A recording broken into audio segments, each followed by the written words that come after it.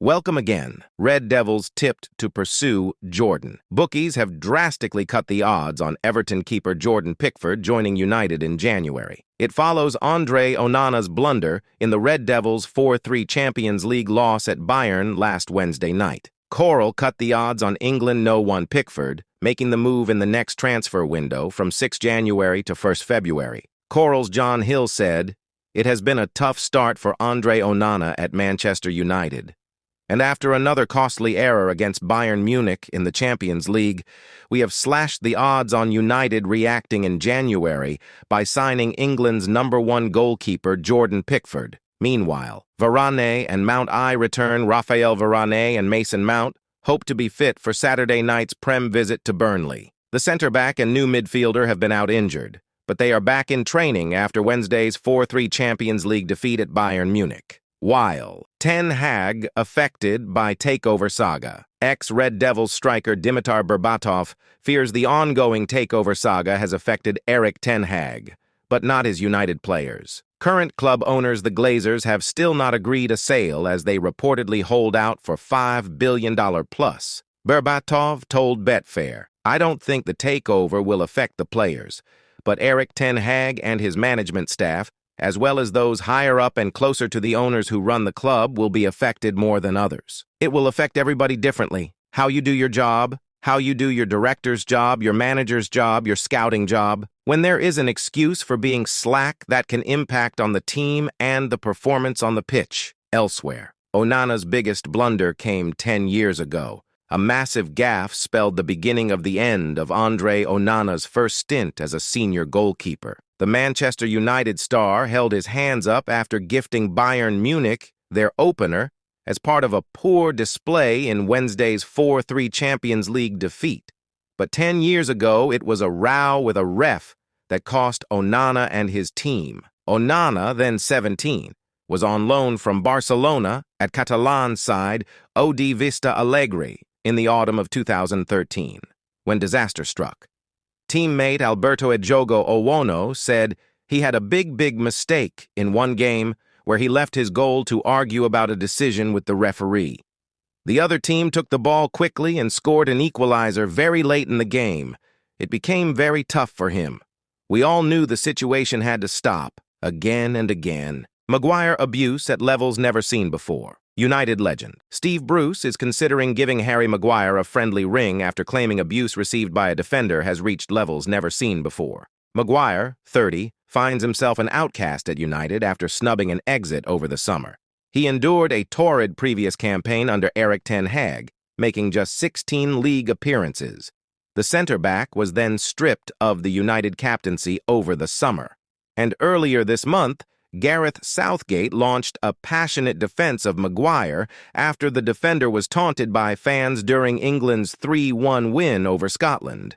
Bruce told Upfront with Simon Jordan, "I think the abuse of Harry Maguire has gotten to a level that I don't think any of us have ever seen before. Meanwhile, Harry should have moved on." Steve Bruce reckons Harry Maguire would have been better off leaving United over the summer. The ex-Old Trafford stalwart said, "He's always the subject of frustration from Manchester United supporters whenever he makes a mistake. I wonder sometimes whether it is England supporters, but I can't remember a time when he's ever let England down.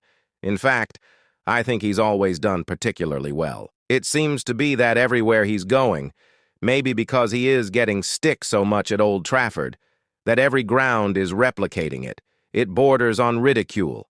And I don't like that. I nearly rang him in the summer because I know him from my time managing him at Hull City. I personally think that I would have moved on, because once the manager has showed his cards and made it clear that you won't be playing, then you need to move on. He needs to go and find his career again, and he needs to feel respected. I thought with David Moyes in charge at West Ham, that it would have been a really good fit, again and again." Ex-Red Devils striker Dimitar Berbatov fears the ongoing takeover saga has affected Erik Ten Hag, but not his United players.